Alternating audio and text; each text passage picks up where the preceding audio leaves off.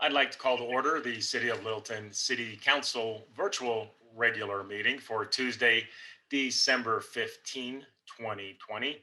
The time is 6:30 or 18:30. City Clerk, roll call, please. Mayor Valdez, Present. Mayor Pro Tem Malin, Here. Councilmember Driscoll,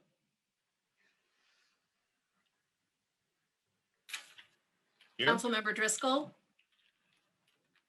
He's there. Councilmember Elrod, Here.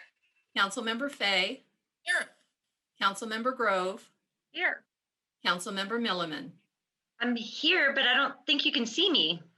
We have a quorum. Thank you very much. Sarah Fox, Assistant to the City Manager, if you'd please state how this meeting will proceed. Good evening, Mayor, members of council, staff, citizens, and guests. I'm Sama Fox, Assistant to the City Manager, and I'll be serving as the moderator for this evening's virtual council meeting. We are streaming this meeting on Cable Channel 8, Facebook, and on our website, littletongov.org.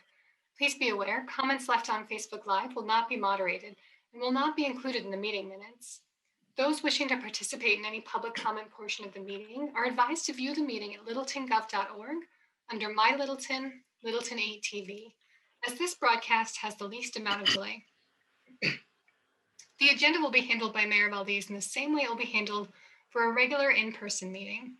As always, citizen participation is encouraged during public comment and public hearings. To participate via phone, please call 669-900-6833. And when prompted, enter the webinar ID 951-3946-0137. There will be two opportunities for citizen participation this evening, once during public comment and again during ordinances on second reading and public hearing. If you wish to speak during either of these opportunities, please call in early and stay on the line. Again, the number to call is 6833 and use webinar ID 951-3946-0137. When public comment or the public hearing is announced, press star 9 to raise your hand and be recognized as a speaker. Microphones will be muted for all citizens calling in. Speakers will have 3 minutes to address council. The city clerk will announce when you have 30 seconds remaining and again when your time is up. For agenda items, Mayor Valdez will ask for a motion and a second, followed by a discussion and a vote. Council will vote on agenda items using a thumbs up for a yes vote and a thumbs down for a no vote. The clerk will call each vote with all ayes and nays. Again, if you plan on participating during public comment or the public hearing, please call 669-900-6833 and enter the webinar ID 951-3946-0137. Please stay on the line and press star 9 to raise your hand and speak. Thank you. All right, thank you, Sema. And Merry Christmas to everybody. This will be our last meeting for the year.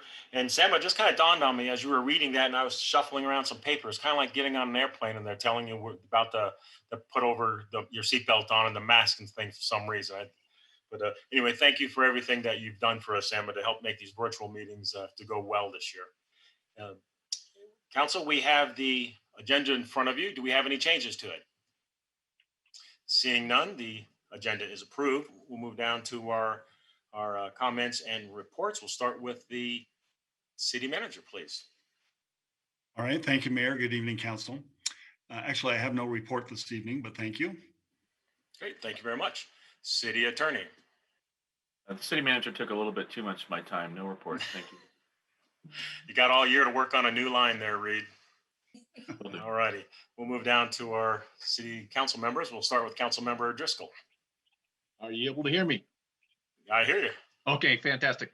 Last week I had the pleasure with Jerry going down to a shift workspace and doing a ribbon cutting. That is the building right, or I should say the unit right above the Bank of Colorado, just on the west side of Main Street. So we had a nice ribbon cutting, and if anybody's looking for some extra workspace, that would be a good place to set up your office. I also attended an impromptu meeting of Hoodlum and Littleton Business Chamber. That meeting was really meant to discuss the 5-star program, which maybe or maybe not Mark might address at some point tonight, but it's a program that Mesa County's implemented, and we're hoping that Tri-County and the governor, I should say mainly the governor, will go ahead and allow all the counties in Colorado to do it based on certain criteria. So I think most of council and maybe some citizens saw the letter put out by the 2 chambers, by the 2 boards, I should say.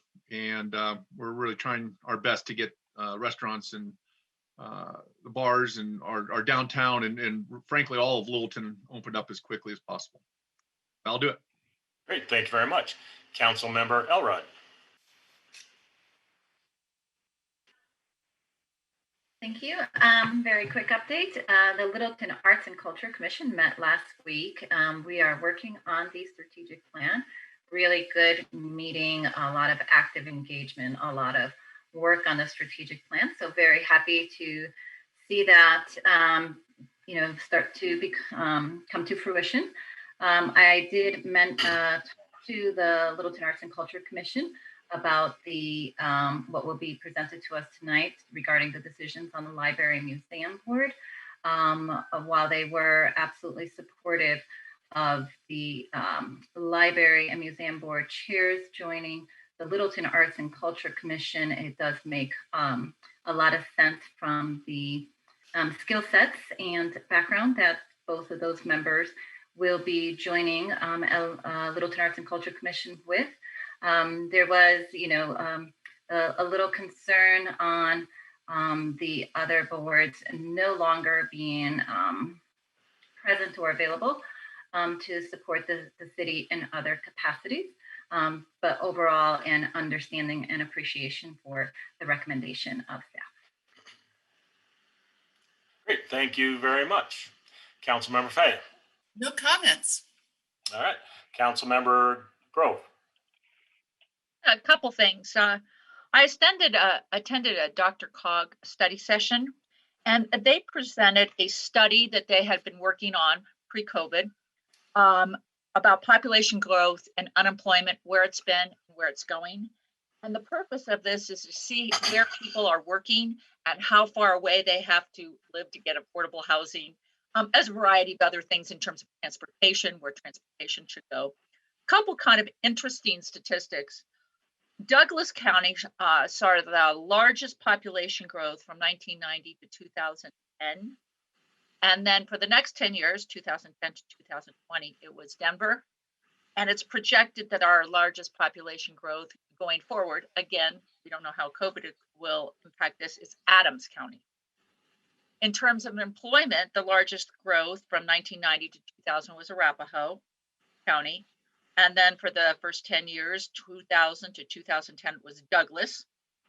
And then 2010 to 2020 was Denver. And again, projected growth in terms of employment is Adams and Douglas County. So I thought that was kind of interesting.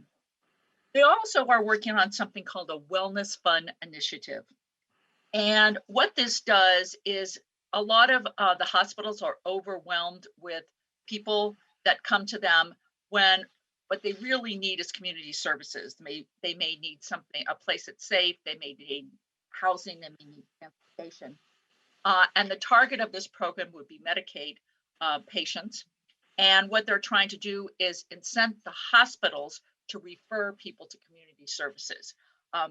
Problem with the program that is projected is that the community services have wait lists and they're overwhelmed.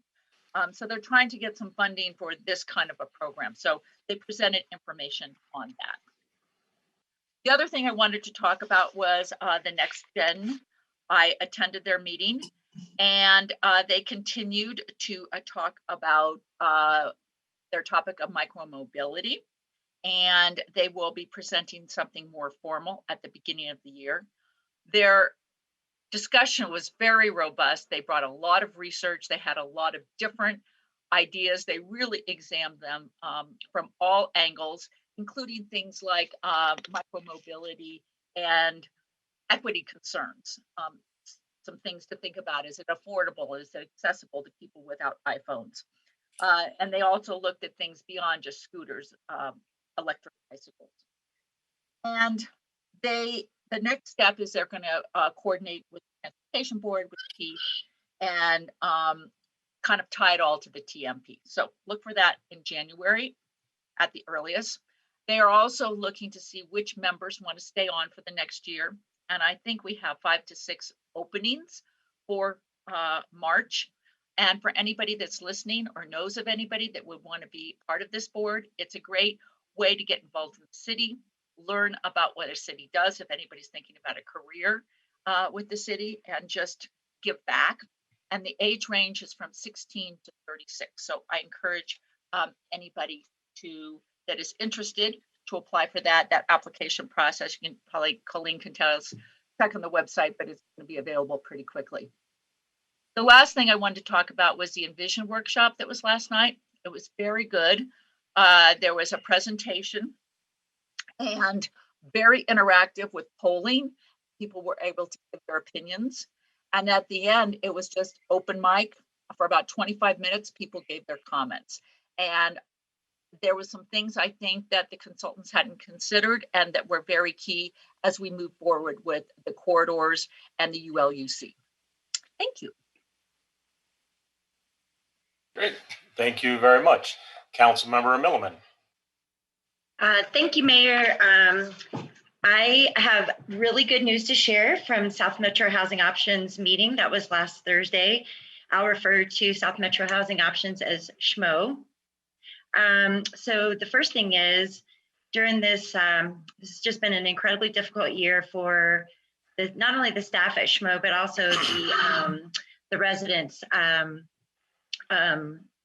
that live in some of the housing units managed by SHMO. And the staff got together this year, and because of COVID and the social isolation, staff came together this year and went and decorated Amity Plaza, Allison Court, and Bradley House. And that was to just bring a little bit of cheer, community spirit, some goodness at the end of this very trying year. So kudos to them, trying to keep everybody's spirits up in such a chaotic time. Also wanted to share that the executive director of Libby Boards Assisted Care, she gave a presentation. She is doing a fantastic job as their leader, and the staff is working super hard to try to keep all of their residents safe from COVID. And again, it is a very scary time for Libby Boards, so I give the staff big kudos for all of the precautions that they're taking in keeping their residents safe. And I wanted to share this very heartwarming story from Schmo. This is so amazing. I'm so excited about this. So several months ago, Schmo took on applying for foster care vouchers from Housing and Urban Development, and this, which is providing rental assistance to young people who are coming out of the foster care system at the age of 18. And Schmo heard last week that they're going to receive 24 of these very special vouchers, which can be used for rental assistance for young people between the ages of 18 and 24. This is such fantastic news. It's a wonderful thing because it's going to help prevent these young people from becoming homeless. The other good thing about Schmo's work with the vouchers is that Schmo has brought together different agencies throughout the community to help provide services for these young people so they can stay on track. Schmo took this on over and above all of the other programs and initiatives that they're working on. But Corey Reitz, their director, thought it was an important issue to pursue. And I know that you all agree at this difficult time, this is just a welcome ray of sunshine. Again, some more good news at the end of this year. The commissioners and the senior staff have been engaging in a book club where they read different books about housing in order to get sort of broader understanding of all the complexities with regards to housing. The current book that they are reading and that I will be reading is called The Color of Law, and it focuses on how zoning policies and ordinances have resulted in segregation.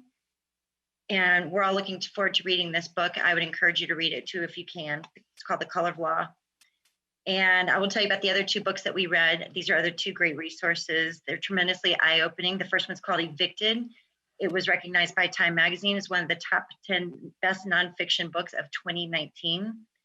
And it focused on real-life examples of our housing policies in Milwaukee around eviction that keep people impoverished and destroys families. The second book, which I just finished, is called Golden Gates. It's essentially about housing supply. If there isn't enough supply, then housing costs go up. So I highly recommend you check out both of these books so that you can get a better understanding about the complexity that surrounds housing, because you can dive deep. And I'm happy to loan you a copy of my book if you don't have it. And then finally, I want to point out one other resource that's super helpful in understanding housing. It's called the National Association of Realtors. They put out a magazine that I think that you all get called On Common Ground. Take a minute, read the latest issue. It focuses on the changing landscape of housing with regards to COVID and the impacts of that. There's articles addressing issues of equity and inclusion and how cities have responded quickly, like Littleton, to accommodate their local businesses. There's an article on equity and inclusion on page 10 that I think is fantastic and terrific, and I would encourage you to please read it. I'm mentioning all of these resources that we are utilizing with Schmo because it provides a great bearing and understanding on so much of what we're working on, especially with the ULUC, with our work going forward. So that's my report for the end of 2020. It's been a year that none of us will ever forget. I want to say kudos to Mark and his staff for all of the great hard work that they've done this year. I know even if there was no pandemic, you had a lot of very challenging work ahead of you. So kudos to you and the staff. And it's been a pleasure working with you this past year. And I look forward to seeing all of your smiling faces in 2021. So happy holidays to everybody. Stay safe, wear your mask, and be well. Thank you very much.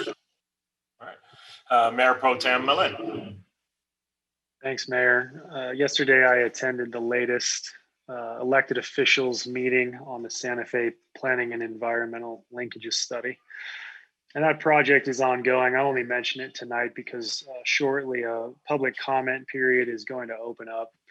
And I would encourage everyone to weigh in. It's obviously an important project for not just our city, but for the entire Santa Fe corridor from C470 all the way up to I-25.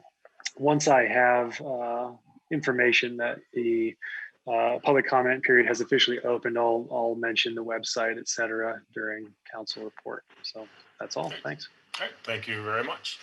And I just have a couple things here. The Envision meeting was a good meeting last night, and I appreciate all the callers that called in.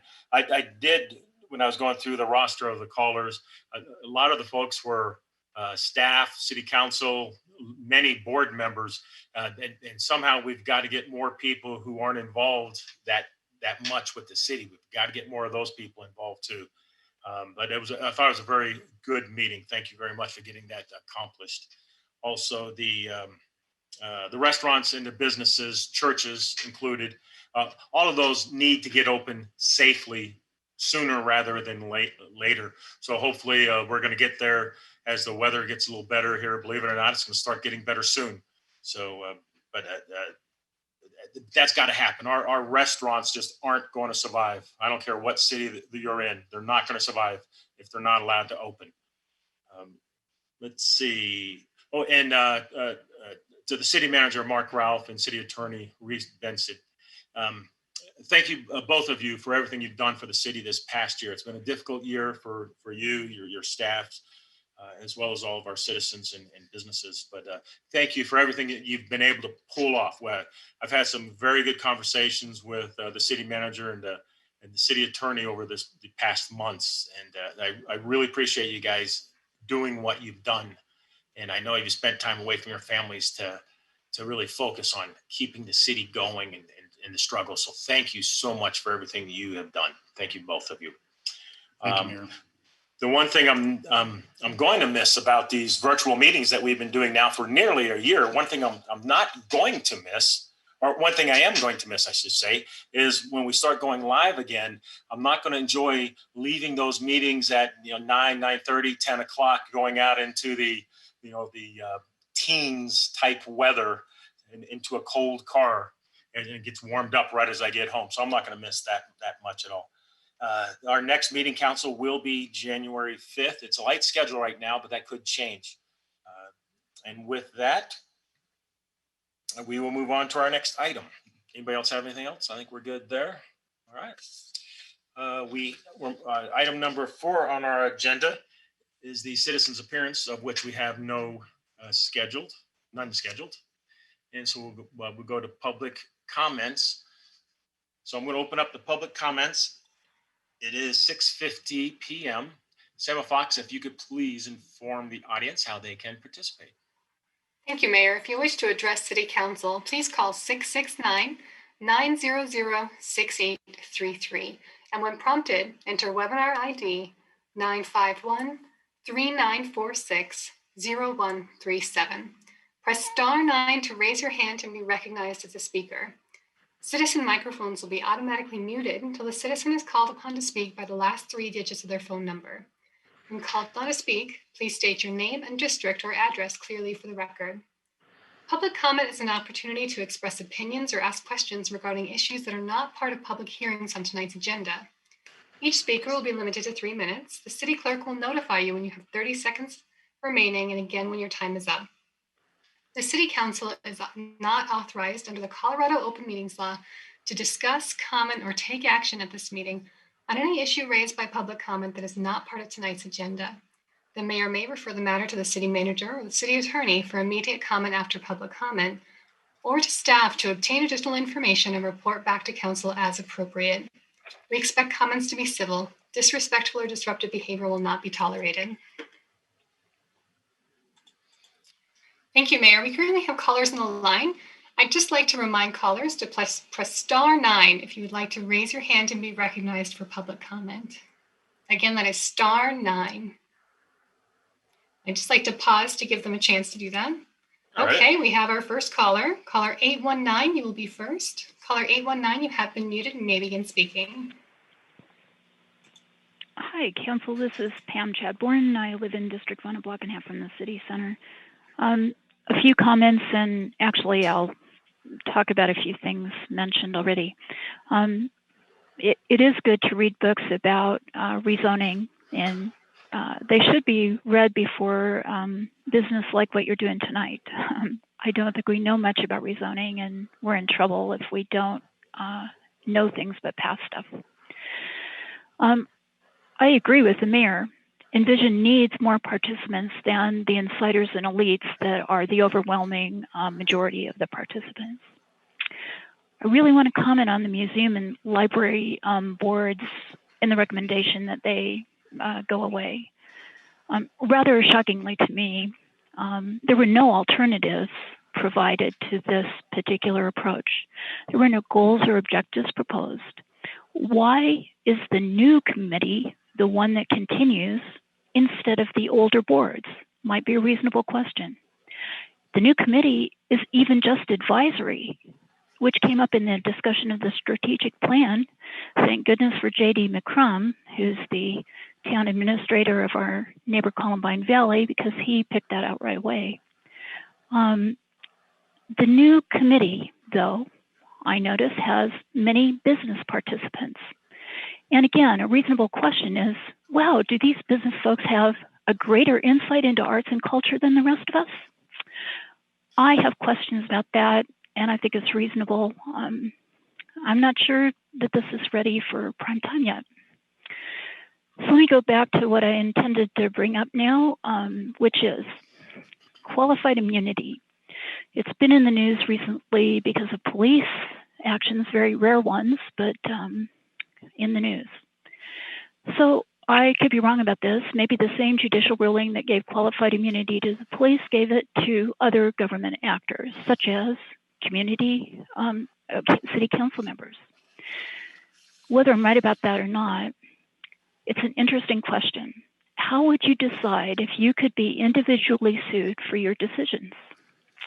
If you personally could be brought to court and the court could review the data that you used and the process you followed to get to a specific decision you made, would that make a difference in what you do on council, the questions that you ask and the votes that you make? 30 seconds. Why do I mention this? Well, recently what we've heard is city manager, attorney, staff, consultants ask council, well, it depends on what the council wants. But from my point of view, what you each literally want is not relevant. Instead, the standard I'd apply is whether you can show to citizens that you've individually performed a basic level of due diligence on behalf of the city's goals, the general welfare, such as budget, safety, et cetera. That could, maybe should be the standard of your evaluation of your own performance. Thank you. Thank Merry you. Christmas and happy holidays. Thanks. All right. Thank you. And happy holidays to you too, Pam. All right. Sarah, our next caller, please. Mayor, we have no other hands raised at this time. Oh, okay. Well, with that, I will close the public comment at 6:55. City manager, city attorney, any additional comments?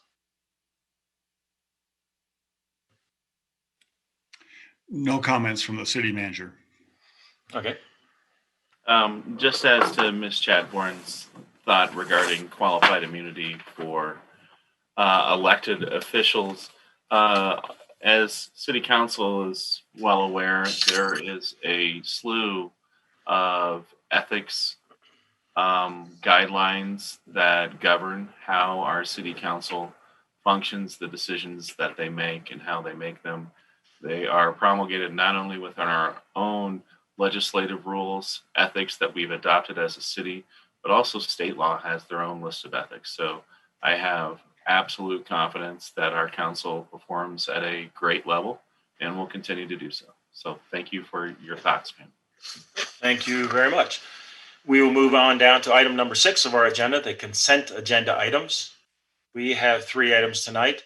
We have 6A, ordinance 49-2020, an ordinance on first reading, repealing Chapter 7, Title 2 of the City Code regarding establishment of the Library Board. 6B, ordinance 50-2020, an ordinance on first reading repealing Chapter 8, Title 2 of the City Code regarding the establishment of the Museum Board. We have 6C, ID number 20-310, approval of the December 1, 2020 virtual regular meeting minutes. Council, do I have a motion? Mayor, I'll make a motion to approve ordinance 49-2020, ordinance 50-2020, and ID 20-310. Second. Second. We have a motion and a second from Mayor Pro Tem. Okay, council, any discussion? If not, a thumbs up is to approve, thumbs down is to not approve. Ready? Let's vote.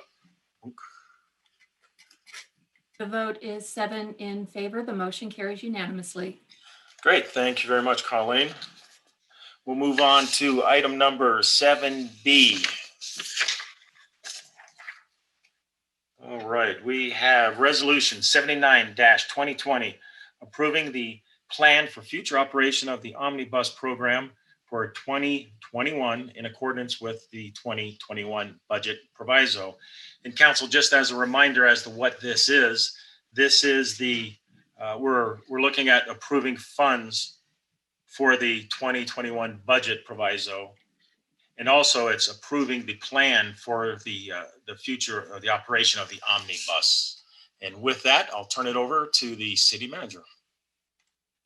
All right, thank you, Mayor. Good evening, council. I'm just going to go ahead and immediately turn this over to Ashley Bolton. She's our Administrative Services Director. She's going to be making a presentation on this topic. Ashley? Thanks, City Manager Mark Ralph. Good evening, Council. Thank you so much for your time tonight. Wanted to circle back with you guys after your approval of our budget proviso earlier this year to give you some insights on some of the analysis that we have been doing. Just as a reminder, let's see. Wanted to give you guys just a little bit of background about what has happened to the Omnibus program this year. Given our employee retirement incentive program, we had several of our employees on the Omnibus staff actually take advantage of that, in addition to the COVID-19 impacts, where we, in addition to the safer at home and the social distancing requirements that have been in effect this year, we have had to reduce our services, suspend our services. Actually in March, we reestablished them in October and had to suspend yet again when we moved to level red in November. Given this, and with an eye towards PBB, we really wanted to take a look at more of the data around this to help make a decision. As a reminder, the Omnibus program fell into the second quartile, so is more aligned, and that's really due to its role with the safe community and being able to connect people to resources and opportunities in our community.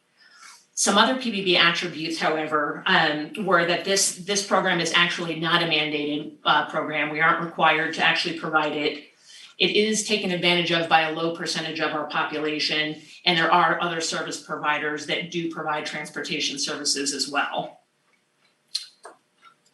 Wanted to show you a little bit about some of the analysis that we've been trying to do here at the city, trying to take us to a more data-driven city where we can use data to help provide insights and decision-making.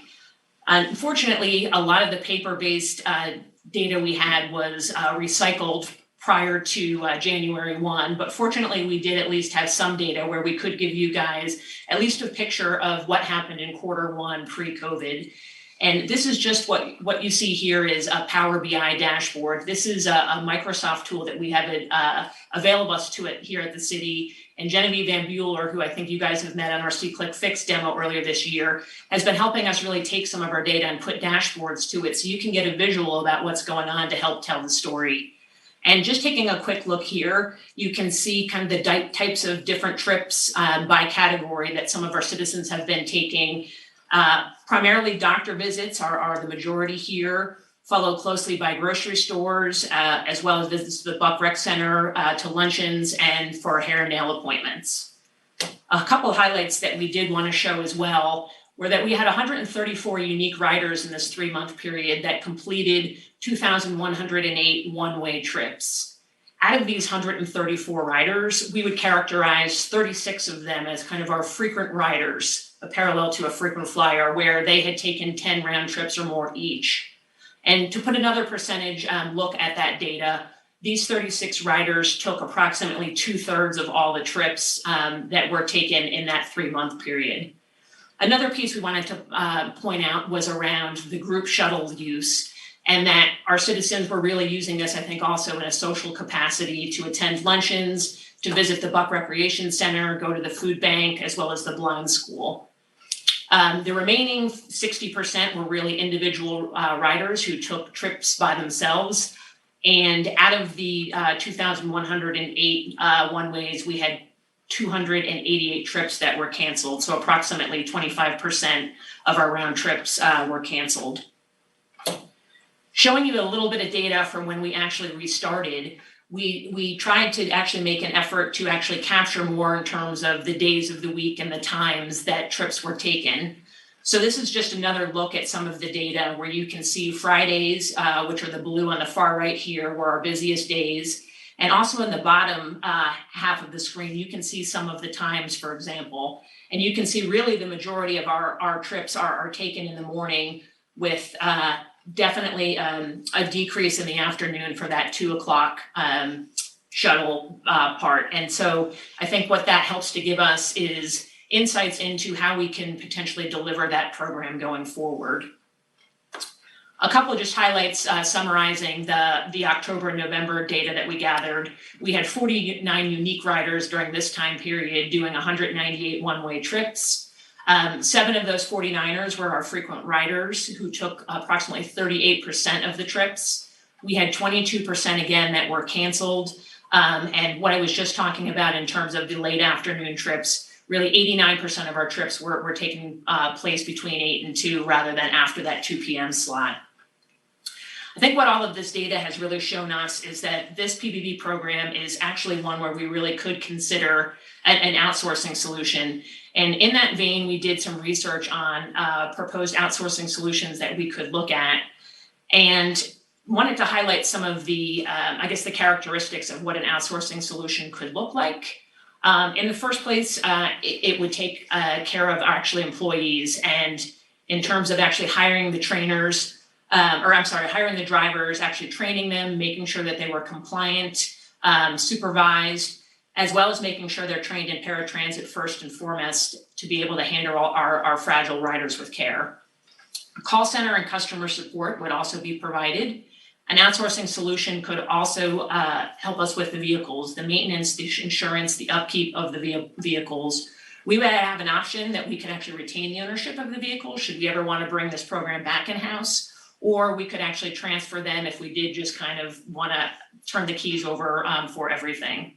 The one piece that we did talk about was the city still maintaining a safe place to actually park the vehicles.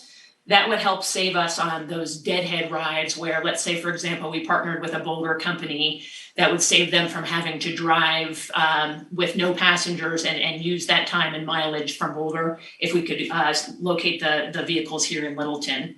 Fuel would also be provided as part of an outsourcing solution. And being an IT background, I think the technology is actually the thing I'm most excited about that an outsourcing solution could help us with. Here, we've really done everything on pen and paper, and Wendy Shea has done a tremendous job keeping this program going. But having the opportunity to actually offer technology so that our citizens could book trips online and have more flexibility there, as well as continuing on this journey of gathering and reporting analytics and data would be great. I know in particular, there's one company we've been talking with who has taken over the SRC transportation needs when they ceased their transportation offerings this past June. And they use software, for example, that's called Route Match, which really helps not only get you visibility into your riders and trip data, but also helps you optimize times and routes based on the data that you're seeing. Wanted to give just a quick summary of benefits that we could get with partnering with an outsourcing partner. We would no longer have the fixed costs of drivers and buses that we do have today when we've had full-time employees on staff. It could also provide flexibility in terms of increasing or decreasing service hours in response to demand or unforeseen circumstances. In a nutshell, the city would only pay for hours that it used.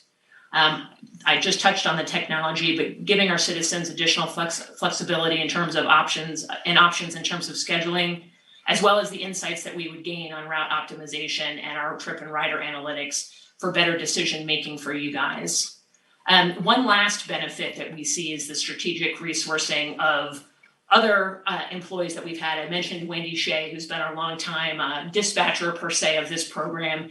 Being able to use Wendy's time to really dedicate her to other strategic opportunities and focus areas we have here at the city is another opportunity that we're talking about. In conclusion, wanted to share some fiscal impacts with you. The 2021 budget includes $207,940 under the budget proviso from this past September.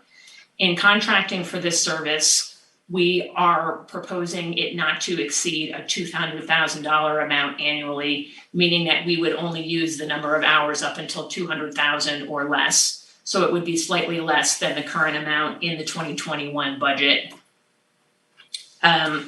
What this essentially would get us would be approximately 50 hours a week for 52 weeks a year. And again, we could look at our data to determine how the program would actually be delivered based on the needs that we see and our citizens demand.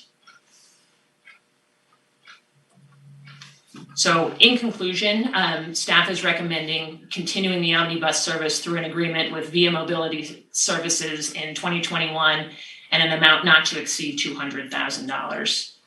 Are there any questions I can answer for you?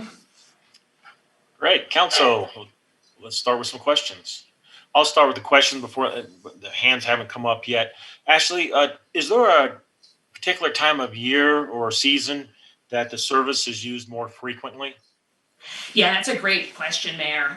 Unfortunately, we lost all of the detailed information that really had the days and the times. We have summary information available to us, but in talking with Wendy, who's been really working with this program since its inception, she said she has seen it consistent throughout the year. Although she has seen ebbs and flows. For example, I think there was a shakeup when with certain healthcare companies when all of a sudden Kaiser was no longer an option. She said she has seen different things based on events that have happened throughout the years that have caused kind of changes.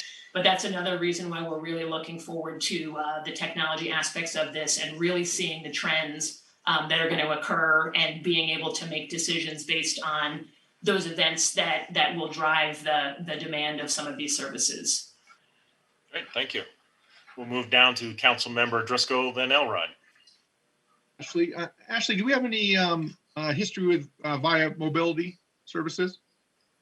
So we do not. As far as I know, we have never outsourced or partnered with anybody directly. We have offered this service exclusively, I think, on our own.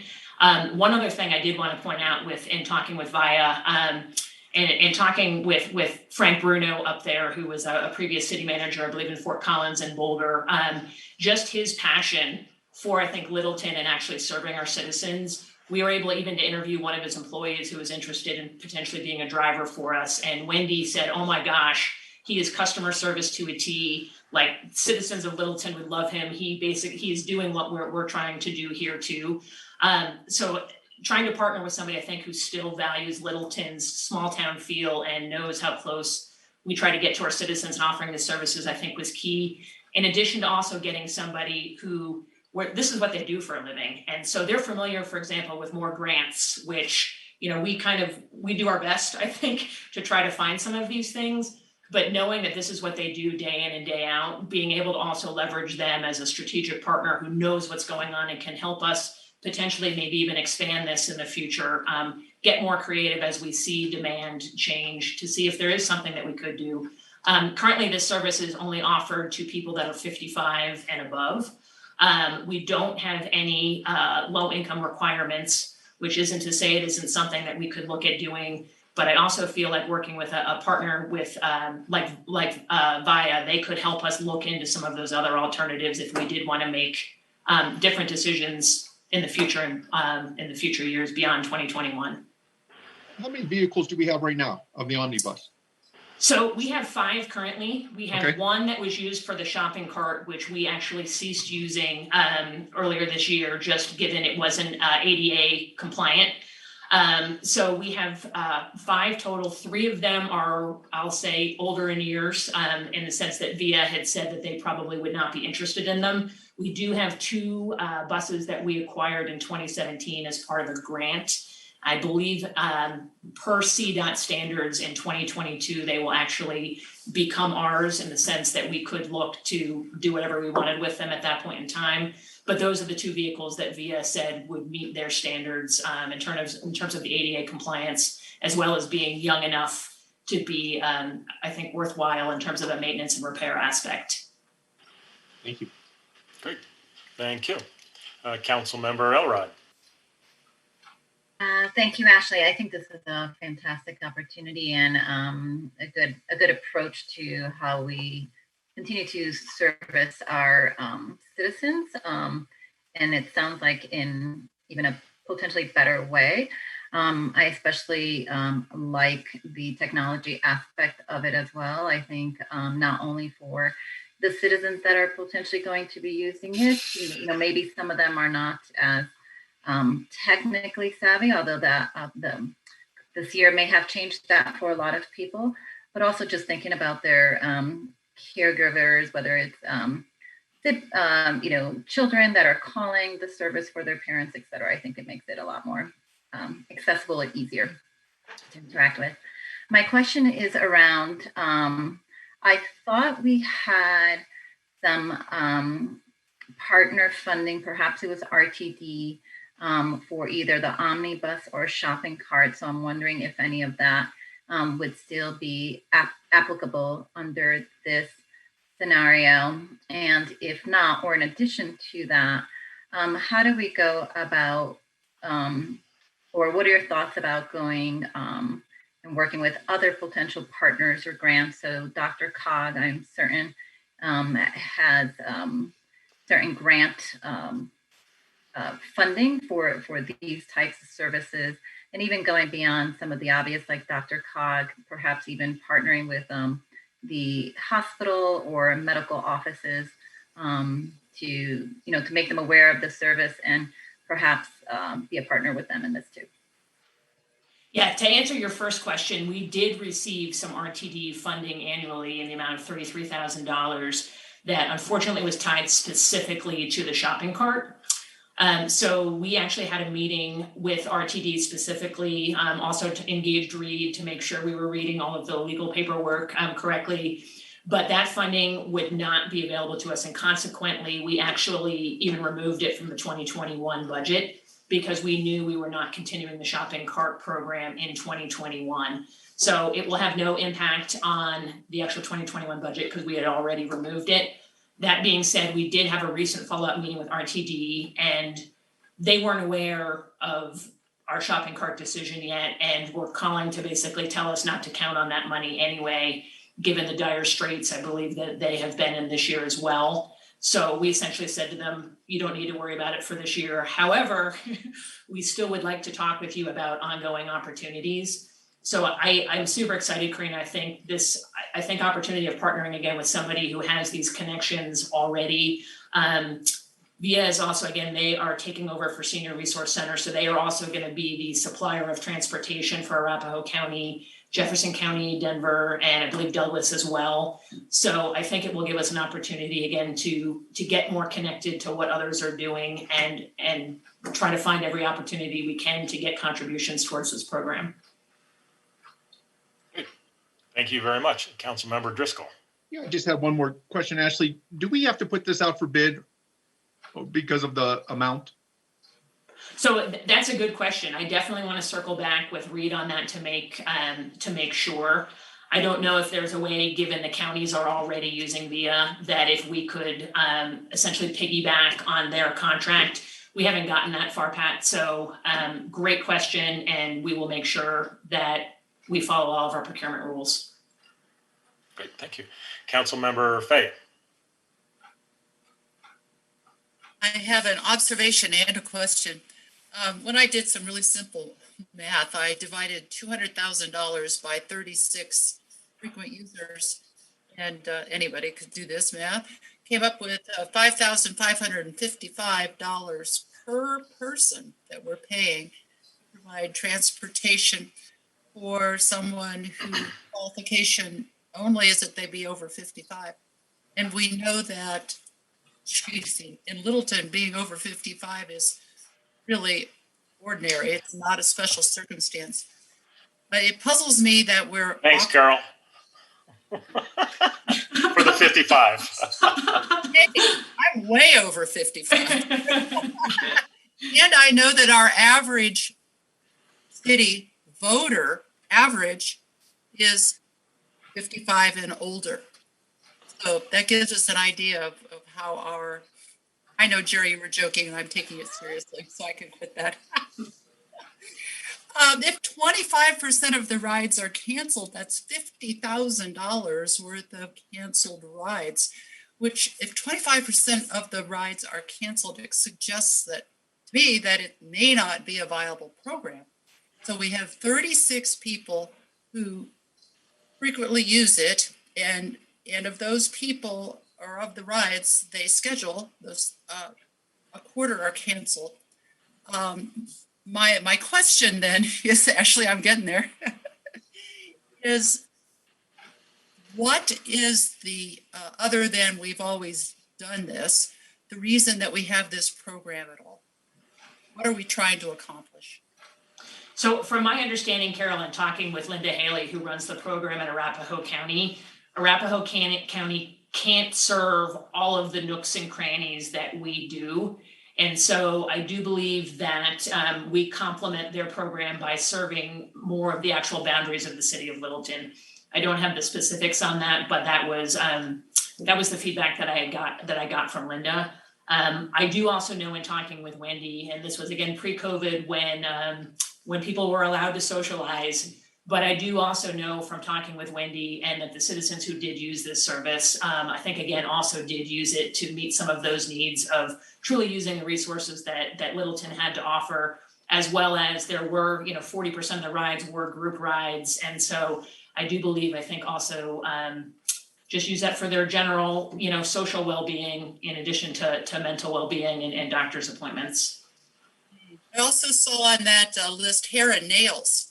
And beauty. Necessary. I heard what you said there. Now, Linda Haley is in a part of the county that serves people who are income qualified or disabled. And we aren't doing income qualified at all. Is that what you're saying? A person could be a multimillionaire and get their $500 worth of free services. As the program is offered today, yes. Yes, I see a problem with that, Council. Thank you. I do think, Carol, in terms of actually using technology and talking about the cancellation, also knowing that sometimes, again, when we were doing everything by pen and paper and with Wendy on the phone doing everything to schedule everything, that's another area where I do feel like technology could help with that, so that as folks were canceling, other folks could see the slots, sign up for them. And when you're doing everything by pen and paper today, it just makes that really hard. So I do see ways that we could look to improve on some of those numbers. The more data we have and the more technology, again, opportunities we have for our citizens to schedule and change some of this stuff. Great, thank you. Council Member Grove, then Mayor Pro Tem. Thank you. I also kind of looked at the numbers and projecting out the Q1 numbers if we had a full year. And it seems to be the one-way rides are about $47 a ride. And that seems to be above market value. And I was wondering if there's some other ways besides technology, which I think is good, to be more effective. I'm thinking paying for cabs, paying for Lyft, paying for Uber, paying for vouchers or something, just to make it more effective. I realize with everything going on, maybe this is not the highest priority, but maybe sometime over the next year, looking at some alternatives to make it more cost effective. Is that something? Yeah, the team and I talked a bit about that, for example, using Uber and Lyft. I think the one snag we came into right away was just the ADA qualification. And so I think that's something we have to continue to monitor to make sure that we have an ADA option for our citizens. But definitely agree with you, Pam. And I think that is another option we can continue to look at to see, again, once the numbers do pan out. Still, I mean, if you're looking at $47 for a ride, it'd be much cheaper to give somebody $20 for a ride. Thank you. Okay. All right. Thank you. Mayor Pro Tem and then Councilmember Milliman. Thanks, Mayor. Yeah, actually, you touched on the point I wanted to raise. One of the at least potential real virtues of this proposal from staff is the ADA accessibility of the vehicles and also the paramobility training that the Via Mobility employees receive. That distinguishes this proposal, in my mind, very sharply from something like Uber vouchers or something like that, so long as that's actually a service that's being utilized. And I didn't see anything about that in the numbers, and I'm wondering, can you shed any light on that? What percentage of the ridership requires that kind of paramobility training in the ADA accessible vehicle, et cetera? Yeah, I do know we do have a database that Wendy has been keeping where we have some of that information. Unfortunately, I can't say that I'm confident in those numbers in the sense that a lot of it too is also just, I'll say observations. So if I could circle back with you, Scott, on that, I can at least give you the data that we do have. I do know that we do have citizens who do require the wheelchair lift, for example, on our buses. What I don't have is the percent of how many there are, but I definitely do know that it is a frequent need in talking with Wendy. And again, also, I think VIA wouldn't offer us the service unless we had buses that truly were ADA compliant. Yeah, so it's part of their offering. Yeah, well. Thanks. Actually, I think for me, one of our very clear community values stated in the comprehensive plan is inclusiveness. And we know that, like so many communities, we have a lot of work to do in terms of increasing the amount of ADA compliant infrastructure. I think in the meantime, this is a great resource. I'm very happy to support this for a year, though. I would like that set of statistics so that, if it turns out that this is not actually being utilized in those ways, that, maybe something like Lyft vouchers is more cost effective. Right. Yeah, I think it's just such a rare and therefore valuable resource. I'm very happy to support it. So thanks for your presentation, actually. Great. Is that it, Scott? Yeah, thanks. Councilmember Milliman. Actually, thank you for bringing up the ADA issue too as well. I appreciate that, and Scott's comments with regards to that. I will say, I think I look at the omnibus program as an investment in a part of our community, seniors, of which I guess I'm now a part of now officially as of a couple weeks ago. But I know that an older neighbor of mine used to be a driver for the omnibus program. This was years and years and years ago. And I know he thoroughly enjoyed it because he knew he was providing a service to seniors in the community who didn't have access to cars, who needed to get to doctor's appointments or whatever appointments or to the grocery store. And I just think it's such a great program. I wholly support it 100%. Yeah, if there's other ways to mitigate costs, by all means, do it. But we want to keep those folks safe. And I just think it's such a great community resource. Yes, I support it. Great. Thank you. And Council, what I would like to add then is I do believe this program does help to get some of our seniors and folks with disabilities out of the house. And that's good for lots of reasons for their health. I know in the past years, there has been data that justified the Omni program. So while Ashley may not have that data available today, in past years in our budgets, it's always been justifiable without question. So I'm asking Ashley if she could please find some information again going forward, if we're going to do this program, we want to make sure we have good data. So I would like to see this program go for 2021 with the understanding, as we do with all programs, that we review the program to see does it meet our priority-based budgeting, as the report mentioned. It's not in our top tier on the priority-based budgeting. So I'm in favor of this program at least for another year. With that, City Manager, then Councilmember Fay. Thank you, Mayor. I just wanted to add here what was probably obvious, but I want to really congratulate Ashley and her staff and using the whole concept of priority-based budgeting to really pull this issue apart, and so that we can understand the data behind this. And so I do think it's a good example.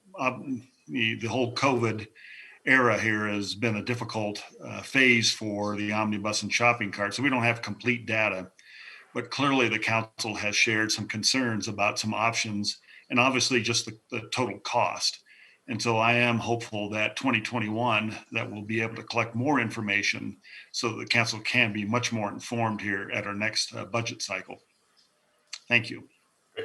Councilmember Fay.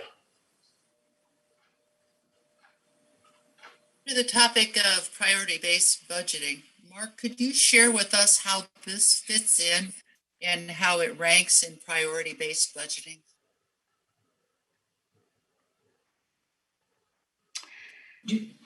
Yes, Councilmember. I think Ashley shared that this is actually in the second quartile, which is the second from the highest, and likely be more aligned. Yeah, thank you for the terminology. More aligned. And in essence, it's trying to contrast this against many of the community values that we've established in the comprehensive plan. And I think one of the council members here kind of pointed out, kind of this connected city, and to be able to provide services here for a broad spectrum across our community. So that's likely why it scored high. Unfortunately, we'd have to look more deeply in here and give you a better explanation. Perhaps Ashley has a little bit more detail, but that's likely why it scores the way it has to this point. Yeah, it was the tie to the safe community, Carol, and how it tied people to resources and opportunities within the community. And then I think, again, we really wanted to dig a bit more in because just of some of those attributes around it only serving a small percentage of the population, knowing that there are other providers doing this service, and knowing that it's not a mandated service. It's definitely an optional service. Great.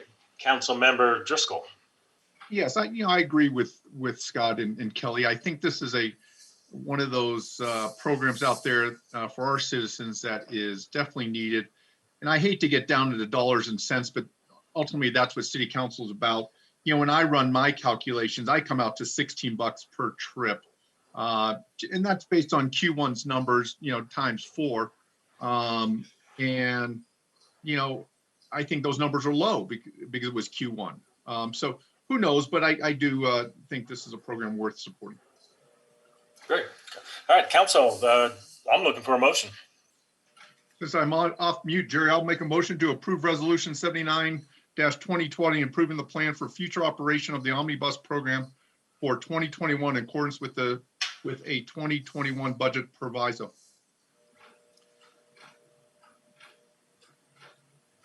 Do we have a second?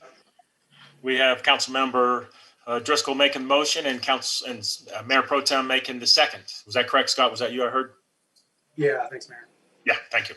All right, Council. So a thumbs up, unless there's any more discussion, but a thumbs up would be to approve the motion, and a thumbs down would be to not approve. So if we're ready, let's go ahead and go for a vote. The vote is 7 in favor. The motion carries unanimously. Great. Thank you very much, Colleen. All right. We'll move down to, move it over here. We're going to go down to our item number 8 on our agenda, the ordinances on second reading and the public hearings. So first, we're going to go to Sarah Fox. If you could please inform the audience how they can participate.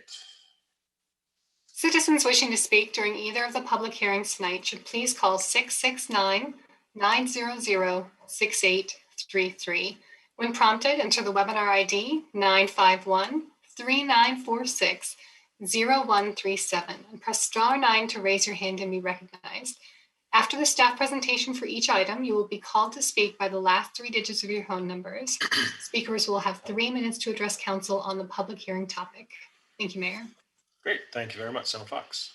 All right. So we have item 8A, ordinance 45-2020, an ordinance on second reading, amending ordinance 36, series 2020, known as the annual appropriations bill for all municipal purposes of the city of Littleton, counties of Arapahoe, Douglas, and Jefferson, state of Colorado, for the fiscal year beginning January 1, 2021, and ending December 31, 2021. And with that, I'm sorry, let me grab something here. Okay, so council, what this is, if you'll recall, this is going to be for the funding additional fundings for our Littleton Police Department, and it's primarily for salaries, and it has to do with the negotiations that were just recently held. So City Manager, I'll turn it over to you. All right, thank you, Mayor. I'm just going to immediately turn it over to Tiffany Hooten, our Finance Director, and she's got a brief presentation. Thank you. Thank you. I'm going to go ahead and get the PowerPoint up quickly. All right, good evening, Council. Tonight we have our first amendment to the 2021 budget, and this is related to the police department salaries, and this includes only sworn members of the Littleton Police Officer Association. A little summary is every 1 to 2 years, the city participates in negotiations with the Littleton Police Officers Association. And typically these start mid-summer, maybe even earlier than that. But, you know, with COVID and everything that's been happening, we were kind of limited in the amount of time that we could meet with them. And so it was a little bit delayed this year. And we weren't able to have a final resolution on the negotiations prior to the 2021 budget being adopted. So what we did is we included about a 3% market increase for all employees of the city of Littleton in the 2021 budget. And when we actually were able to get the data related to the police department's salaries, it did come in a little bit higher than we had anticipated. So just a little bit of background as well is, you know, here in Littleton, we have a compensation policy, compensation philosophy that is market driven. And with that, you know, we want to make sure that we provide competitive and total competitive packages for our employees, including the police department. We want to make sure that we attract and retain really good officers and maintain them at the city. You know, it costs quite a bit of effort and time and money to retrain employees. So we want to make sure that they are able to stay and stay with the city. And as I had mentioned, the agreement actually also requires that we pay at or slightly above our market average. So after we completed all of our analysis during the negotiations, and I have to note here, we did find that there was a 4.15% difference. I apologize, the presentation has 4.12, but it is 4.15. And as I mentioned earlier, we did allow for a 3% increase. So it's about a 1.15% difference compared to what we currently have in the 2021 budget. The other thing that by allowing this 4.15% increase is it will prevent compression issues during the ranks in the police department. According to the agreement, we're required to maintain a certain differential between each level in the ranks. And so by allowing this increase of 4.15, we will prevent any compression issues that might occur if we had maintained the 3%. Some of the fiscal impacts. So for the 2021 budget, it's going to increase the expenditures by about $136,800. The 5-year plan, you know, we want to make sure that we're cognizant and aware of what our ending fund balance percentage is in our 5-year plan. And so this will decrease the ending fund balance in our 5-year plan by about $726,290. I think the key point is that It will be at about 7.6% at the end of the 5th year, which is only slightly below our policy of 8 to 18%. So the staff recommendation is that we recommend that you amend the 2021 budget to allow this additional increase related to the fire or the police department salaries. And again, this is including sworn members only. And with that, I'd be happy to answer any questions that you might have. All right. All right. We'll take a few questions right now before we open up the public hearing. We'll start with Councilmember Driscoll.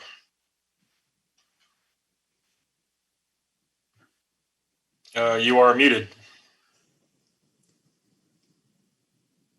Thanks, Tiffany. How many of our police officers belong to the Littleton Police Officers Association? Are we 100% or? No, commanders and above, I believe, are not included. So it'd be our sworn officers of about 80, if I remember correctly. Yeah. And, you know, if one of the things I've heard the chief talk about over the years is staying competitive and not losing our officers to neighboring communities. And so I think that's one of his biggest concerns going forward.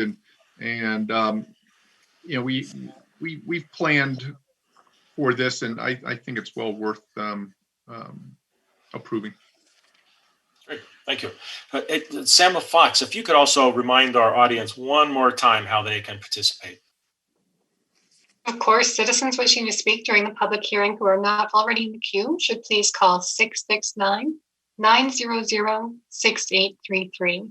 When prompted, enter webinar ID 951-3946-0137. Please stay on the line and press *9 to raise your hand and be recognized for public comment. Great. Mayor Pro Tem. Yeah, thanks, Mayor. I just wanted to quickly comment that, you know, back during the George Floyd protests, I was super proud to be able to say, you know, we're not in the same spot as like Minneapolis, right? We have a police department that across all kinds of criteria we can be proud of. And I think that's really because as a community, we've committed to investing in our police department. I think this is another investment that council has the opportunity to make, and I'm very happy to support it. So, that's all. Thank you. All right, council, if it's okay with you, I'd like to go ahead into the public hearing portion. So I'll open up the public hearing. It is 7:39. Sama, do we have any callers? Thank you, Mayor. We do have callers on the line. We have no hands raised, so I'd just like to take a moment to remind people to press *9 if they'd like to speak on this topic. Again, we'll just make a last call to press *9. Mayor, we have our first caller, caller 819. Caller 819, you have been unmuted. Please begin speaking. Hi, Council. This is Pam Chadbourne again. I would like to echo the Mayor Pro Tem. I really can't justify speaking on behalf of citizens of Littleton. I'm not representative, and I'm not in touch with enough people to claim that I know what people think. But I know my personal experience with the police has been, one of gratitude, really, for their responsiveness and care of the people of Littleton.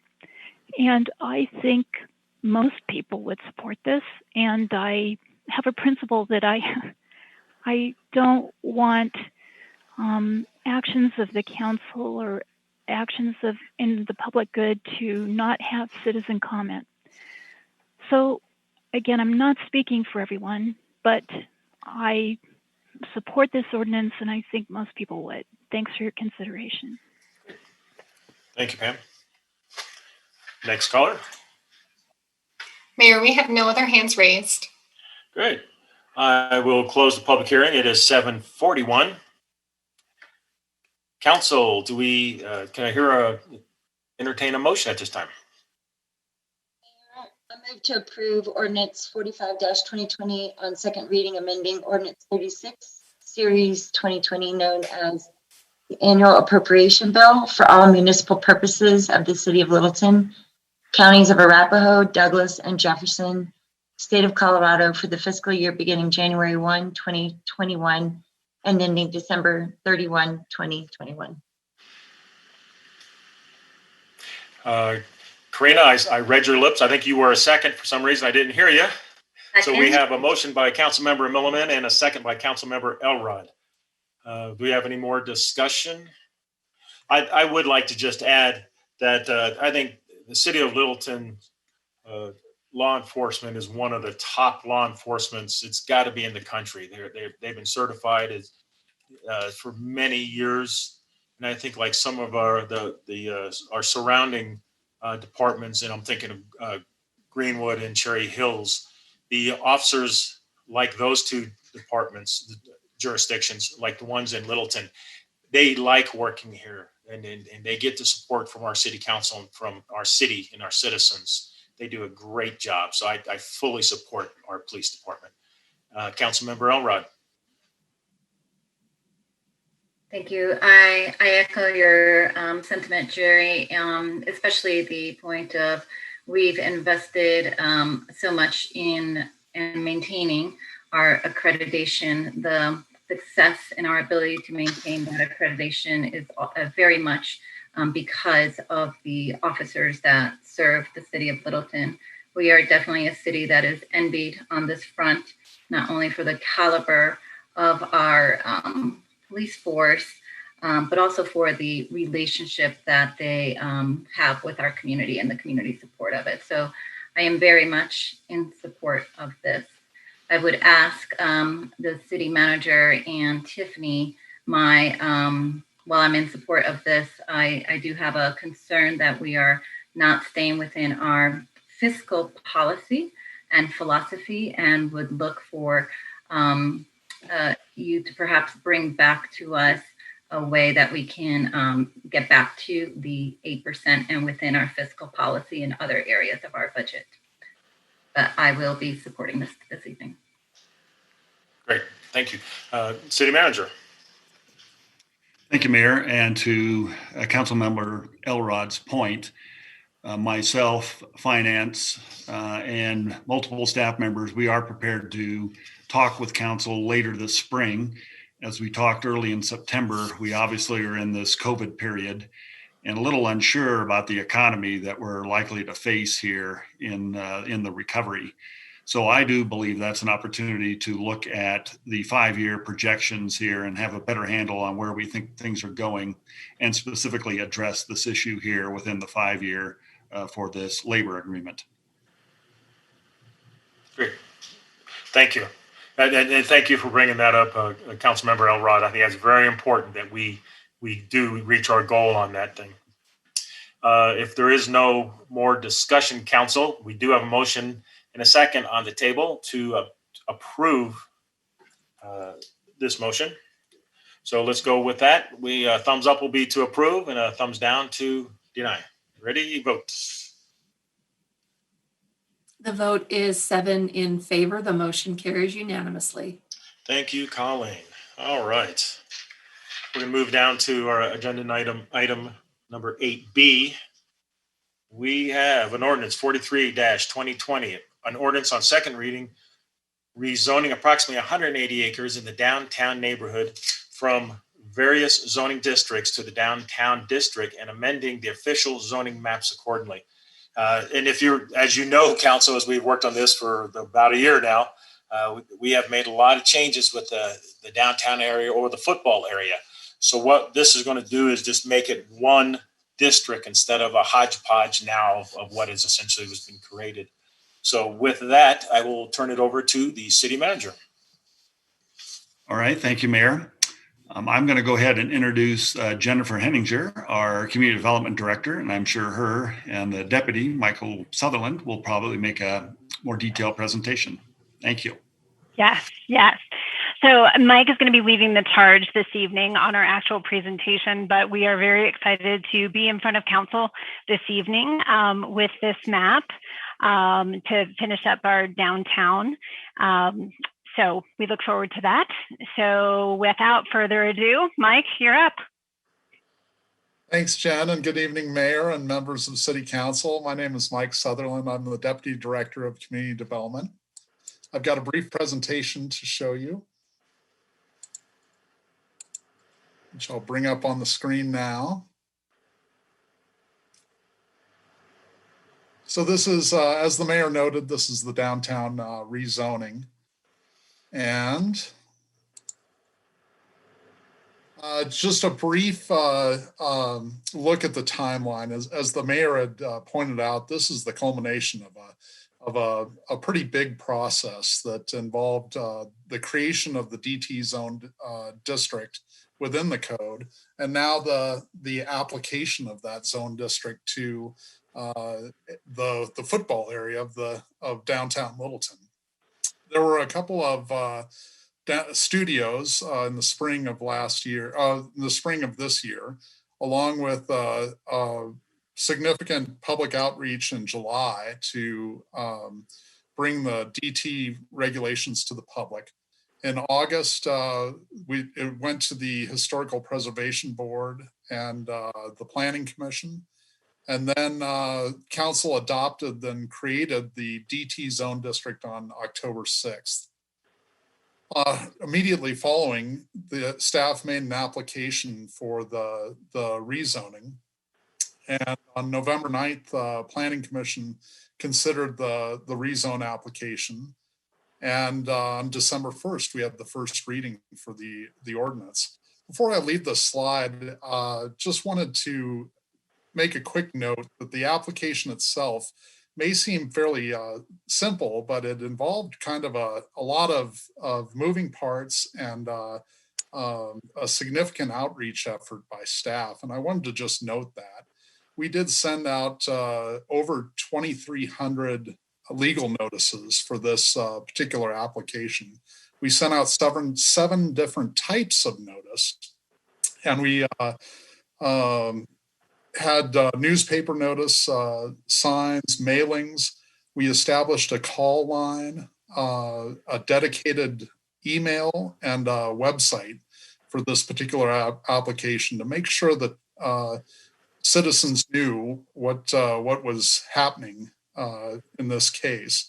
And I also wanted to quickly mention a deep gratitude to a number of staff that worked on this case. First, the planning staff did a great job of putting together the legal notices and manning the phones and the emails. But it really involved quite a few people, quite a few departments of the city, including administrative services, communications, IT, the city clerk's office, the public works department actually helped us hang those signs up that you may have seen. And it was quite an effort to put this application kind of together and get it to you. So I wanted to just quickly note that.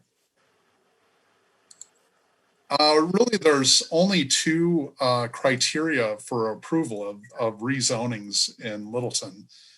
They have to be consistent with the comprehensive plan goals and policies, and they have to promote the general welfare of the community. This is the zoning map itself, and in the application, we included all of the materials of the application. Staff does believe that this is consistent with the comprehensive plan goals and policies, and there's a analysis of that in the application. And most all of the goals and policies are applicable to this rezoning process. Only a few sections are not. And we do believe it promotes the general welfare of the community. The zoning area, as the mayor noted, let's see,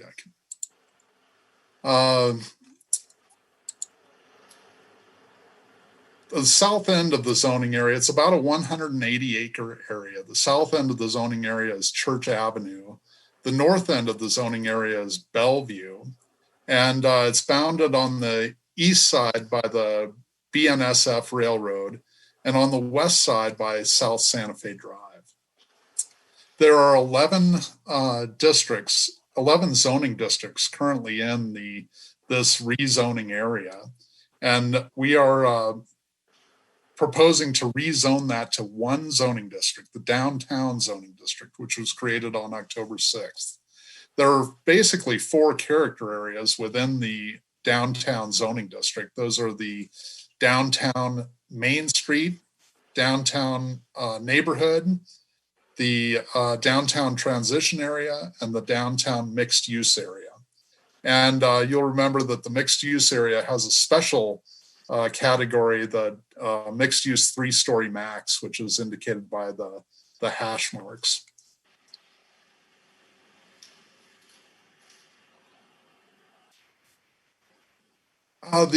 We did some analysis of the areas within this 180 acres. There are 448 lots that are present within that area, and basically the rezoning allows a similar maximum density for both residential and commercial uses. Most properties get additional uses. However, when rezoning from central area to downtown neighborhood, the uses are a little bit more limited. The CA allows a few more commercial uses than DNR does, but DNR still allows a wide mix of residential and office uses. In conclusion, staff recommends approval of the downtown rezoning, and Planning Commission recommended unanimously approval without conditions. That concludes the staff presentation. Great. Thank you very much, Michael. Appreciate it. Thank you. Sama Fox, before we go on to council questions, if you could remind callers one more time how they can participate.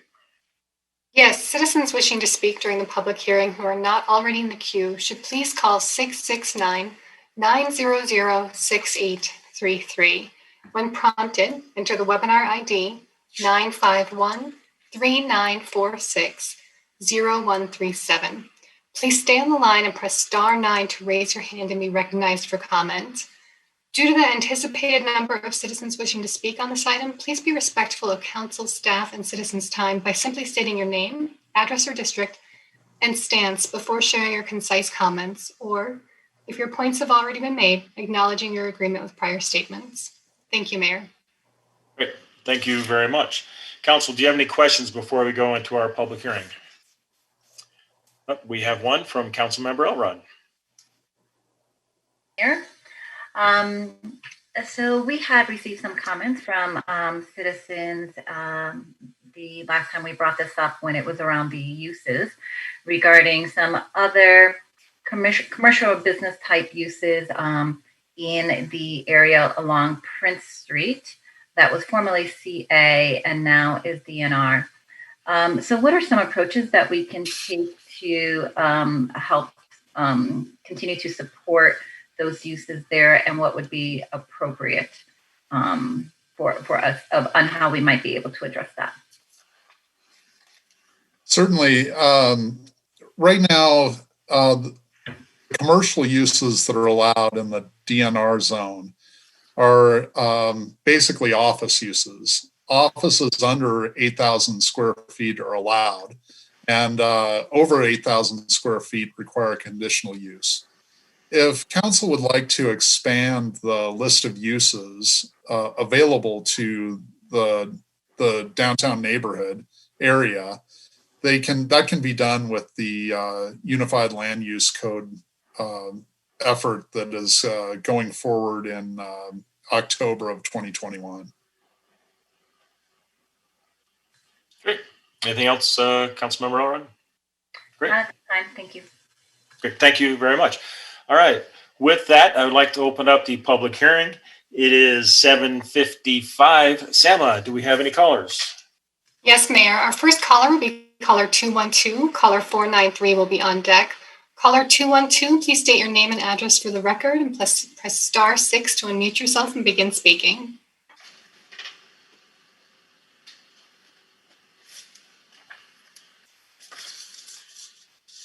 Caller 212, you have been unmuted.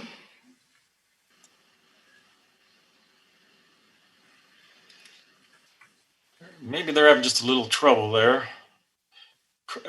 Sam, can we go Can to you hear me now? Oh, yes, I hear you. Yes. Okay. I'm sorry, Council. Operator error. My name is Pat Cronenberger, District 2. I support the ordinance. My comments are offered as a member of the South Metro Housing Options Board and the city's Housing Task Force. But first, I'd like to second Councilmember Milliman's thoughts about the books that she mentioned that the SMHO commissioners are reading. We're all working very hard to understand the complexity of housing as a land use, and the books have been extremely illuminating. I realize that you all have a lot on your plate and a lot of reading, but if you can, please add them to your reading list of important policy issues.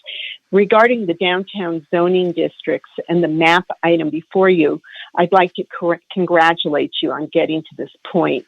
I'm reminded of what City Manager Mark Relf said when he introduced the first Envision speaker from the State Demographer's Office in early 2019. Not to expect perfection from this big community initiative, since so many years had gone by without a comp plan update. But you're all to be commended for getting to this point and for completing this hard work. As you know, the Housing Authority and the task force urged you to pursue greater building height in the downtown code, as this would more likely facilitate high quality housing projects, including affordable housing projects to be built. We know from the BBC housing study and its refresh done this year that there's a wide range of housing still needed in Littleton. So I would just conclude that it's time to adopt the map, move on to the additional hard work for the ULUC process for the rest of the city. SMHO and the Housing Task Force look forward to working with you on the next phases of the city's land use code. And I appreciate your time. Thank you for all that you do. And I wish you all the very best with the holidays. Great. Thank you very much, Pat. Sama, next caller. Next caller is caller. Thank you. Our next caller is caller 493. Caller 493, please press *6 to unmute yourself and begin speaking.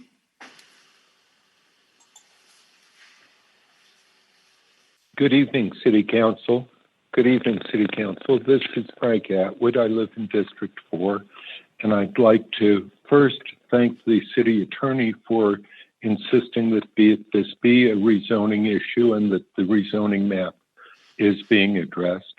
And with regards to his comments earlier at the very beginning of the meeting, I believe I'm grateful for City Council substantially being compliant on print facts such as 5 days or 7 days. And thank you for responding to Pam earlier this evening.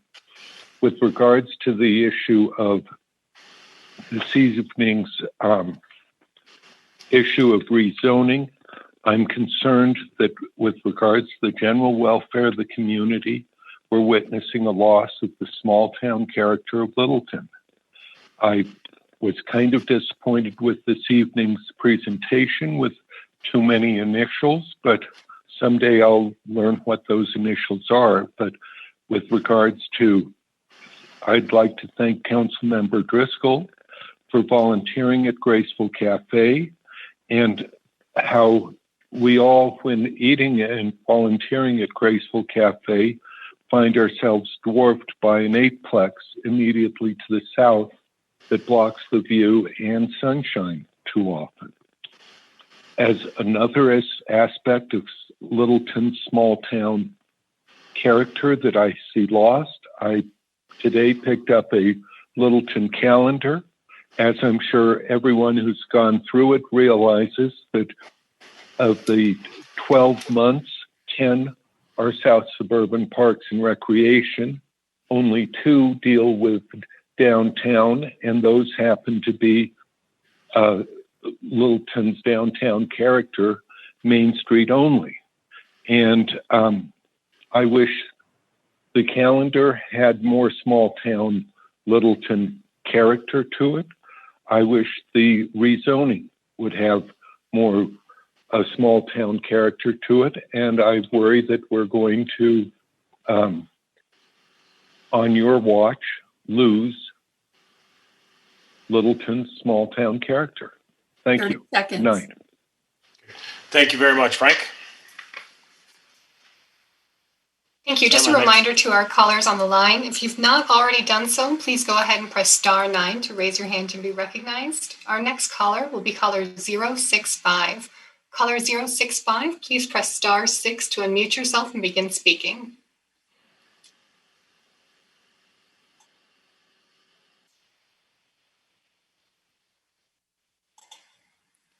Caller 065, you have been unmuted. Go ahead and press *6 and then begin speaking. Good evening, council members. My name is Ed Sabo. My wife and I, through a LLC called CA Zone LLC, purchased the property at 5619 South Curtis Street several years ago, probably 4 or 5 years ago.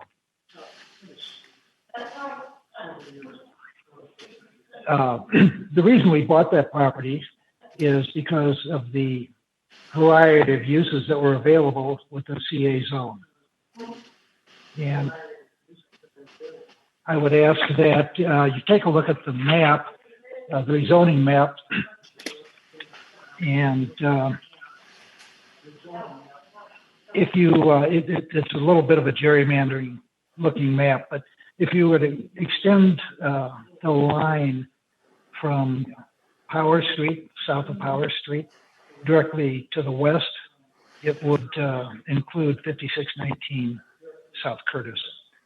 And that, and there probably are 3 or 4 lots to the south that are in the rezoned residential section. And it would appear to me that it might be more appropriate to have that within the transitional zone. Looking again at the 2 lots to the north of us, are under construction right now to put up approximately a dozen condo or apartment units with another 4 duplex units, kind of going down the hill toward what used to be the South Platter, which is now Santa Fe. In any event, I think that we've been disadvantaged as a result of our investment in that property when it's limited strictly to residential going forward. Currently, we have a tenant in the property that is the commercial insurance agency. And if they were to leave and we were unable to occupy that with another commercial tenant for a 12-month period, it would revert to totally residential, which I think takes away some property rights that we have. And as a result, perhaps could be an economic disadvantage to us. So I would ask that you consider seriously simply extending the transitional zoning to the west along South Curtis Street, which would include 5619 South Curtis and the properties 3 or 4 lots to the south. In terms of orientation, we're pretty much across the street from the Graceful House, and we're 3 lots north of the Terracotta Restaurant. Thanks for your consideration. Thank you, Ed. Thank you. Our next caller will be caller 815. Caller 815, please press *6 to unmute yourself and begin speaking.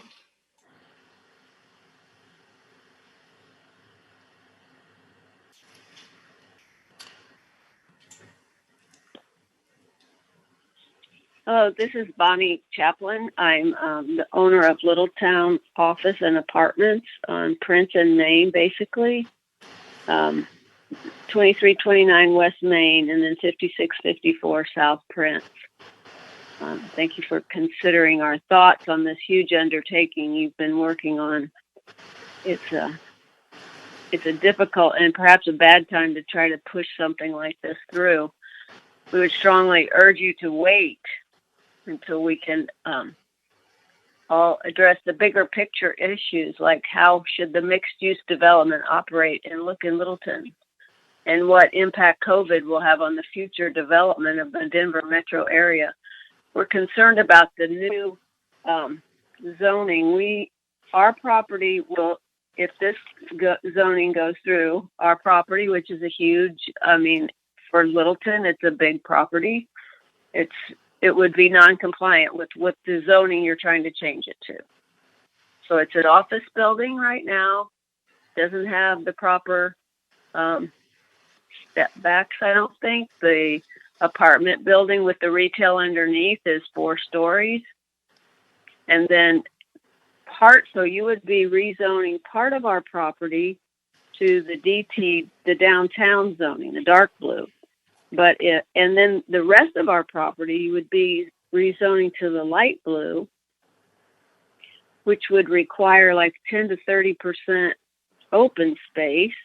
And currently, this is all taken up with our parking requirements that we have for the buildings that we already have existing. So you're basically making us non-compliant, which I understand about being grandfathered in, but at the same time, this does not help our property. And it also doesn't help having enough supply when housing, the lady that talked about the book called Golden Gate that talks about the supply of housing for the future of people in this area and the Denver metro area. This would be restrictive to that. 30 seconds. I would appreciate your considering just tabling this for now until we can have the bigger picture of the rezoning done. If you do pass it now, I would request that to make our complete property DMS rather than part of it to be DTA. Neither of these classifications allow the existing buildings that are a permanent asset and usage for downtown. That's time. Aesthetically as well as economically. Thank you very much. Thank you, Bonnie. Thank you. Our next caller is caller 589. Caller 589, while you're pressing *6 to unmute yourself, I'll just remind everyone in the queue, please press *9 if you'd like to raise your hand. Again, this is the last call to press *9 if you'd like to raise your hand and be recognized. Caller 589, you may begin speaking. Hello, my name is Jeannie Erickson and I live in District 1. I'm calling this evening regarding Geneva Village. It is scheduled to be rezoned as part of the downtown ULUC. It will be on the chopping block if it is rezoned to what is proposed tonight, mixed use. Rezoning this beautiful property that has been housing seniors that love living there and love living in Littleton for years would be a very sad thing to do as a city and as a city council. Taking care of our seniors and giving them a safe place to live should be one of our #1 priorities in life. We do not have enough affordable senior apartments in Littleton now, and by rezoning this property to mixed use, in my humble opinion, would be the death of Geneva Village. I am proud that this city-owned property of Geneva Village Senior Living is there to assist our seniors. We need to take care of our seniors. These people are on fixed incomes and have a great need for these humble apartments that are affordable and allow them to stay in Littleton, a place that they love. Please do not rezone Geneva Village Senior Living Apartments to mixed use. Rezone them the same as the city center.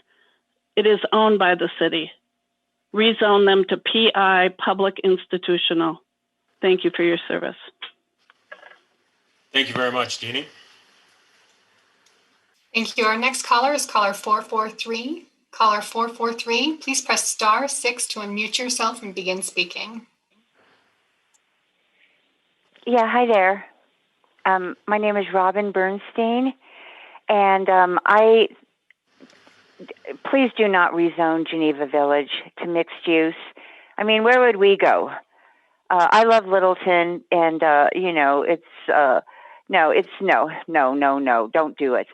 Make it public institutional zoning like the city center. And this proposal is wrong. So you got to fix it, you guys. Where are we going to go? Where are the birds going to go? Where are the trees? All the stuff that makes it right. It's a historic merit. It's green space. It's money in the bank, actually, for you people in the future. So I say, don't do it. Thank you.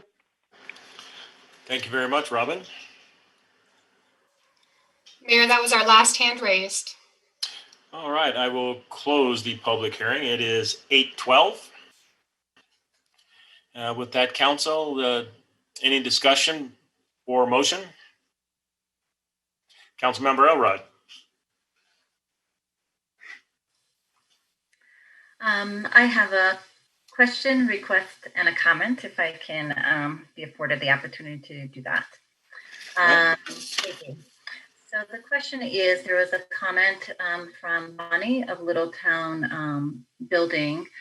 So if Jennifer or Mike, if you can address this, how is it that we have added a boundary line of two different zones within one building? Can you confirm that or share with us how that might have occurred and what we do about it?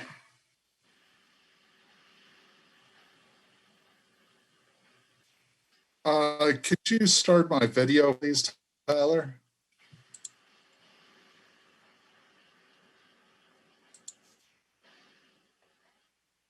Well, I don't have to be seen. Oh, here we go. There we are. That is correct. That property, the north half of it is in the DTA character area, and the south half is in the DMS character area. I'm not exactly sure how that occurred, and I can show it to you on the map if you'd like to see it. If I can interject, Mike, this is Patrick. It's two separate properties, Karina. Littletown is one building, and then the apartment building, two separate properties, but two different zonings, which Bonnie was referencing.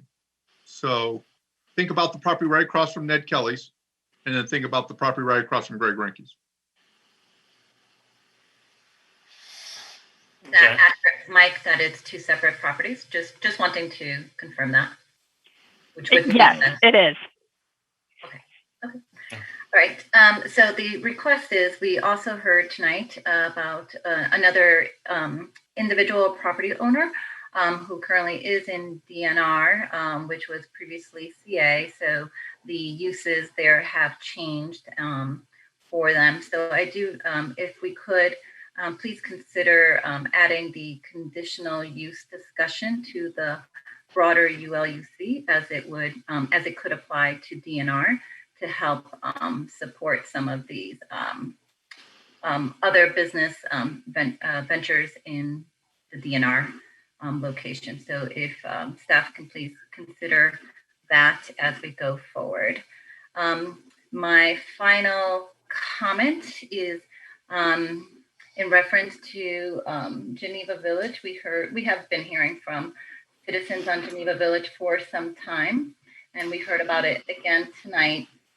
I think it is indicative that when we laid out the map, that we have a hatching on DMU. So that's indicative of it's not neatly fitting into any of the zoning that we've done downtown at this time. So I believe there is something more for us to consider here. And I'd like for staff and council to be considerate of that at a future state. I don't think we know what that answer is right now. Again, I think the hatching was it's somewhere in the middle. Well, if it's somewhere in the middle, then let's really discuss what middle should look like. I do appreciate a comment that was sent to us by a citizen where they talk about not just Geneva Village, but really that entry point to our city. And I think that's what we have to look to for inspiration. I will quote her where it says, from the downtown design standards, Geneva Village with Arapahoe County offices, Littleton City Center, Geneva Lodge, Geneva Lake, all comprise are part of one sub area. And it makes a nice, coherent, and compatible set of uses with shared open and green space and a major entryway into historic downtown Littleton. So I think when we look at what that zoning should be, we should bear in mind that character that is invoked by that statement. So I do hope that we can we look at this in the future, Jennifer, as the opportunity comes up again with the ULUC, considering there may be another zone that may be necessary in an area that is primarily neighborhood, because that is an area of our downtown that is not like anything else downtown, and likely why it wasn't a good fit for any of our other zoning. So thank you, council, and thank you, staff, for all your work on this. All right. Before hearing from Councilmember Driscoll, I'd like to hear from the City Attorney Bitzing. Thank you, Mayor. I was just going to respond to Ned Sabo, who had called. He owns property 5619 Curtis Street, where there's an insurance company there, and just allay some of the concerns that he may have, or someone else in the DNR that's using it as office. The current proposal would still allow for that to continue as long as it's less than 8,000 square feet. Those in DNR can still use it for office purposes. So if his particular, the insurance company left and it took a while to get someone else in, that would be completely appropriate. Recorded book. All right, thank you. Councilmember Driscoll. Yeah, I want to echo what Karina just said regarding Geneva Village. I too, we all read the comments, and this has kind of been the elephant in the room as far as I'm concerned with council and the city as to how we handle Geneva Village. It is one of those very unique properties and a very difficult situation we're in. We've talked about not wanting to be a landlord, the city not wanting to be a landlord, the fact that we're losing money on that property every year. These are things to consider out there. So I too would like for us to really dig our heels in and talk about Geneva Village and what that looks like going forward. And I don't know if there's a way, that we can. It's already got its own special designation as mixed use, max 3 stories. I don't remember having much conversation around that when we discussed that. I just don't remember it. Maybe we did, but it was one of those things where I wish we would have, and I would like any way to just put a TBD on that property and really dig into it and figure out what's the best use. All right, thank you. Council, I don't believe we have a motion yet. Anybody like to make a motion?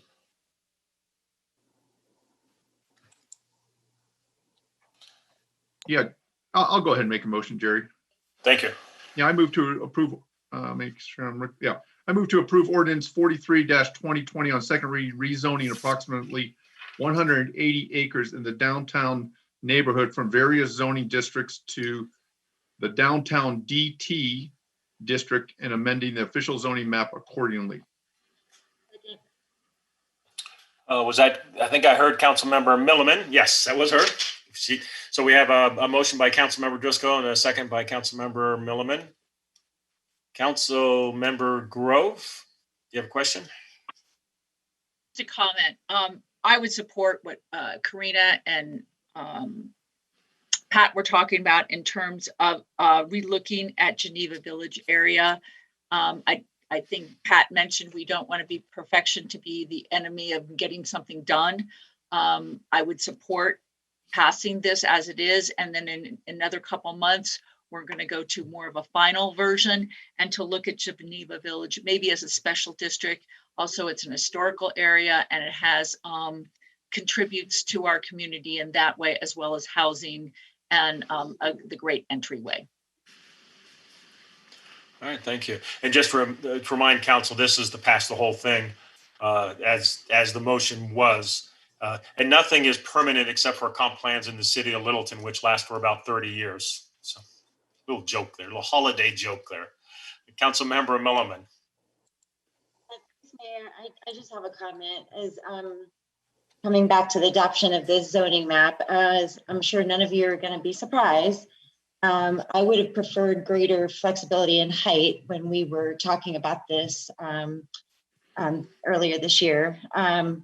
My fear is that we're falling into some of the same unproductive kind of old patterns where zoning is concerned that ultimately ends up with less, with restricting the building of housing, which then ends up making housing costs more expensive for our citizens. And I'm still really gravely concerned that we didn't heed what the economic consultant said to us when they clearly presented and stated to us that rooftops will drive retail success. And despite what some folks' perceptions are of downtown Littleton is thriving right now, we simply just cannot afford to be cavalier about any part of the city's desirability. However, I'll say we did come together. We've come a long way with the adoption of the Envision Littleton process, the comprehensive plan, and with updating the downtown zoning codes. As you said, Jerry, too much has not been updated in a very, very long time. And so we're just trying to play catch up here in a more rational manner, which is what we're doing. So I will be supporting this map. I think we need to continue moving forward with the ULUC, stay on track. I'm looking forward to all of this work that's coming ahead of us. And I'm going to work really hard on ensuring that housing needs are thoughtfully addressed. So thank you. Great, thank you. So council, we do have a motion and a second if we're ready to go for a vote. And we are. So a thumbs up will be to approve the motion. A thumbs down will be to deny. If we're ready to vote, let's vote. The vote is 7 in favor. The motion carries unanimously. Great. Thank you very much, council. And again, this was our last meeting for the year. Everyone have a good holiday, good Christmas, and we will see you July 5th. All right. Everybody be safe out there. So it is 8:24. This meeting is adjourned. Thank you.